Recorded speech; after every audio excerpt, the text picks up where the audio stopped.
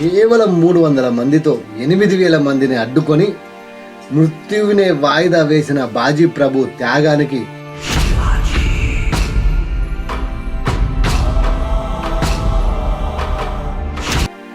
ఈరోజు ఈ దేశంలో హిందుత్వం ఇంకా బ్రతికి ఉందంటే దానికి కారణం ఎందరో మహావీరులు, ఎందరో పోరాట యోధులు తమ ప్రాణాలను అర్పించడమే. ఛత్రపతి అనగానే మనందరికీ గుర్తుకొచ్చే ఒకే ఒక్క పేరు శివాజీ మహారాజ్. మరాఠా పోరాట యోధుడు, హిందుత్వాన్ని అంతరించిపోకుండా ఆపగలిగిన ఏకైక వ్యక్తి, ధీరుడు, శూరుడు, ఇలా ఎన్ని చెప్పినా తక్కువే ఛత్రపతి శివాజీ గురించి. అటువంటి ఛత్రపతి శివాజీ యొక్క ప్రాణాలు కాపాడినటువంటి ఒక మహాపోరాట యోధుని గురించి మనం ఇప్పుడు తెలుసుకుందాం. హిందూ ధర్మ పరిరక్షణ కోసం తన జీవితం మొత్తం పోరాటాలతోనే, యుద్ధాలతోనే గడిపినటువంటి గొప్ప పోరాట యోధుడు మన శివాజీ మహారాజ్. సాక్షాత్తు అమ్మవారినే ప్రసన్నం చేసుకొని ఖడ్గం సంపాదించినటువంటి మహావీరుడు, మహాభక్తుడు ఛత్రపతి శివాజీ మహారాజ్. అటువంటి గొప్ప పోరాట యోధుని, మహావీరుణ్ణి, మహాభక్తుణ్ణి కాపాడినటువంటి ఒక గొప్ప పోరాట యోధుని గురించి మనం ఈరోజు తెలుసుకున్నాం. ఎవరికి తెలియనటువంటి ఒక గొప్ప పోరాట యోధుని కథ మీకు ఇప్పుడు చెప్తా. చాలా బాగుంటుంది, వింటే రోమాలు నిక్కబొచ్చి గూస్ బంప్స్ వస్తూ ఉంటాయి. ఈ వీడియో చూసే ముందు ఒక్క లైక్ చేయండి. అలాగే మీకు ఛత్రపతి శివాజీ మహారాజ్ అంటే ఇష్టం ఉంటే జై శివాజీ అని కామెంట్ చేయండి. అలాగే ఇప్పటివరకు మా ఛానల్ని సబ్స్క్రైబ్ చేయకుంటే మాత్రం ఖచ్చితంగా సబ్స్క్రైబ్ చేయండి. భారతదేశంలో ప్రతి ఒక్క పౌరుడు ఇష్టపడే మనసున్న మహారాజు, పులిగోళ్లతో అఫ్జల్ ఖాన్ గుండెను చీల్చిన మహారాష్ట్ర పెద్ద పులి, ఆడవాళ్లను గౌరవించడం నేర్పిన అసలైన మొగాడు, హిందూ ధర్మాన్ని కాపాడడానికి ఆఖరి శ్వాస వరకు పోరాడిన హైందవ ధర్మోద్ధారకుడు, కేవలం రాజ్యాలను పాలించే రాజుగా మిగిలిపోకుండా ప్రజలను ప్రేమించి ఛత్రపతిగా ఎదిగిన జిజియాబాయి ముద్దు బిడ్డ మన ఛత్రపతి శివాజీ మహారాజ్. ఆ శివాజీ మహారాజ్ ప్రాణాలనే కాపాడిన ఒక గొప్ప యోధుని చరిత్ర. రాజు కోసం, దేశం కోసం, ధర్మం కోసం చావును సైతం ధిక్కరించి దేహమంతా రక్తంతో తడిసి ముద్ద అయినా కూడా రాజు ఛత్రపతి శివాజీ సురక్షితుడు అయ్యాడు అన్న వార్త తెలిసాకే ప్రాణాలను వదులుతానని మొండు పట్టుతో యుద్ధం చేసిన వీరుని చరిత్ర. మన చరిత్ర మనం తెలుసుకోవడం ఈ గడ్డపై పుట్టిన మన అందరి బాధ్యత. అది 1666వ సంవత్సరం. బీజాపూర్ రాజ్యాన్ని 100 ఏళ్లుగా పాలిస్తున్న ఆదిల్ షాయిలు ఎన్నోసార్లు శివాజీ మీదకు యుద్ధానికి వెళ్ళి చావు దెబ్బతిని ఓడిపోయేవారు. అందుకే ఈసారి ఆదిల్ షాయిలు మొఘల్ చక్రవర్తి పరమ క్రూరుడు అయినటువంటి ఔరంగజేబు సహాయం తీసుకొని ఫలహానా కోటలో 600 మంది సైన్యంతో ఉన్న శివాజీని, అలాగే శివాజీ కుడిభుజం సర్వ సైన్యాధిపతి అయిన బాజీ ప్రభు దేశపాండేని 10,000 సైన్యంతో కోటని చుట్టుముట్టి బందీలను చేశారు. సరైన సమయం చూసి ఛత్రపతిని చంపేయాలని ఆదిల్ షాయిలు ఎదురు చూస్తున్నారు. కేవలం 600 మంది సైన్యం మాత్రమే ఉన్నారు. ఆ 600 మంది సైన్యం 10,000 మందితో పోరాడి యుద్ధం చేయడం, అలాగే గెలవడం అసాధ్యమని శివాజీ మహారాజుకు తెలుసు. కాబట్టి అక్కడ నుండి తప్పించుకోవడం ఒక్కటే శివాజీకి ఉన్న మార్గం. కానీ ఆ 10,000 మంది నుండి తప్పించుకోవడం కూడా అంత సులువైన పని కాదు. ఫలహానా కోటలో ఉన్న ధాన్యశాలలో ఉన్న మొత్తం ధాన్యం ఖాళీ అయితే ఆదిల్ షాయిలలోని సైన్యం కొంత భాగం ఆహారం సేకరించుటకు వెళ్తుంది. అప్పుడు తప్పించుకోవడం సులువుగా ఉంటుందని శివాజీ ఆదేశించారు. అలా కొన్ని నెలలు గడిచాయి. ఫలహానా కోటలోని ఆహారం, ధాన్యాగారంలోని ధాన్యం అన్నీ ఖాళీ అయిపోయాయి. ఇప్పుడు 10,000 మందికి ఆహారం కావాలి. కాబట్టి ఆదిల్ షాయిల సైన్యంలోని కొంత భాగం ఆహారం కోసం మరో దేశానికి బయలుదేరారు. ఛత్రపతి శివాజీ తప్పించుకునే సమయం ఆసన్నమైంది. ఫలహానా కోట నుండి రంగి నారాయణ్ అనే మరాఠా నాయకుడు పాలిస్తున్న విశాల్గఢ్ కోటకు వెళ్ళాలి అని శివాజీ మహారాజ్ నిర్ణయించుకున్నారు. తేదీ 13 జూలై 1660, వర్షాకాలం. అమావాస్యకి దగ్గరలో వెన్నెల కాంతి బాగా తక్కువగా ఉన్నటువంటి ఒక చీకటి రాత్రి.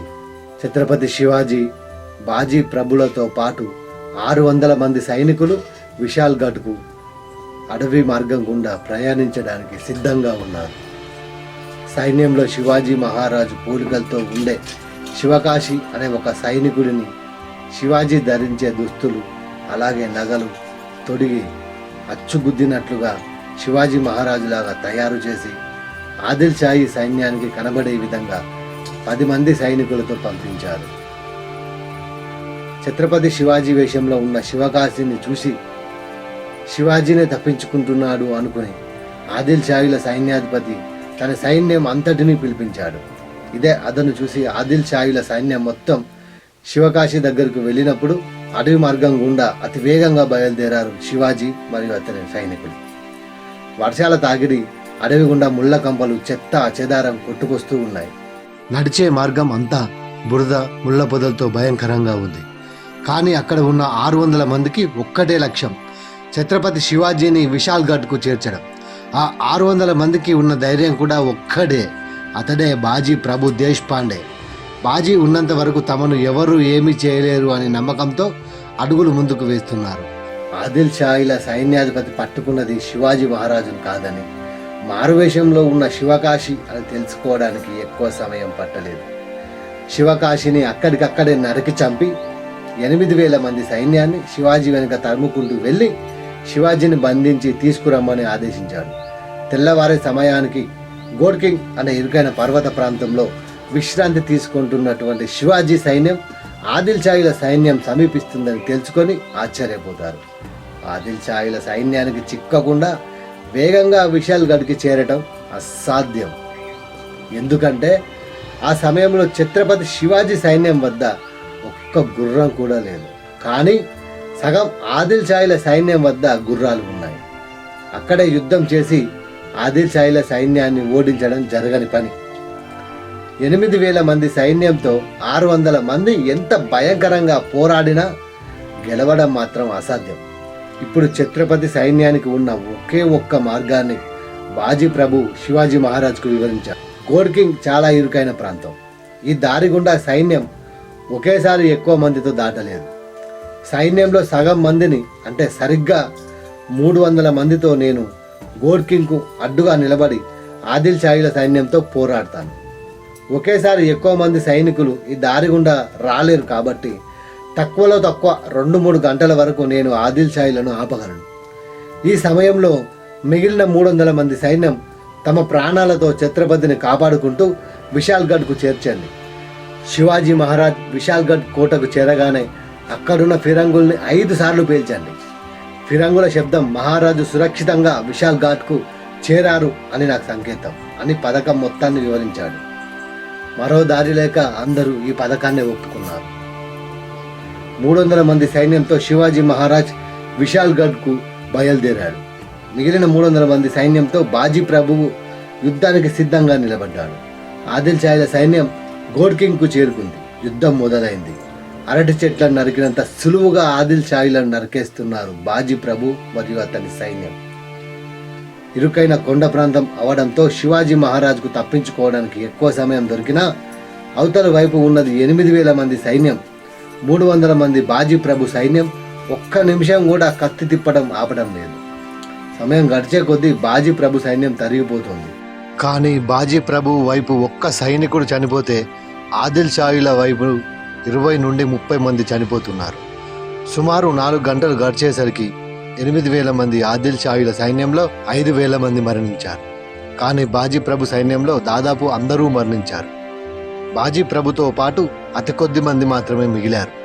కేవలం 300 మంది సైన్యంతో 5,000 మందిని చంపడం చరిత్రలో అదే మొట్టమొదటిసారి. ఒంట్లో ఉన్న ప్రతి అవయవం మీద కత్తివేట్లతో, దేహం అంతా గాయాలతో, రక్తంతో తడిసి ముద్దాయి ఎర్రగా మండుతున్న అగ్నిగోళంలా ఉన్న బాజీ ప్రభువును చూసి మనిషా రాక్షసుడా అని భయపడ్డారు ఆదిల్ షాహీలు. నిజానికి బాజీ ప్రభువుకి తగిలిన గాయాలు కత్తిపోట్లలో పావు వంతు తగిలిన ఒక మనిషి మరణిస్తాడు. కానీ అగ్నిపర్వతం నుండి లావా ఉబికినట్టు బాజీ ప్రభువుల అవయవాల నుండి రక్తం ప్రవహిస్తున్నా అతని చేయి మాత్రం ఇంకా కత్తి తిప్పుతూనే ఉంది.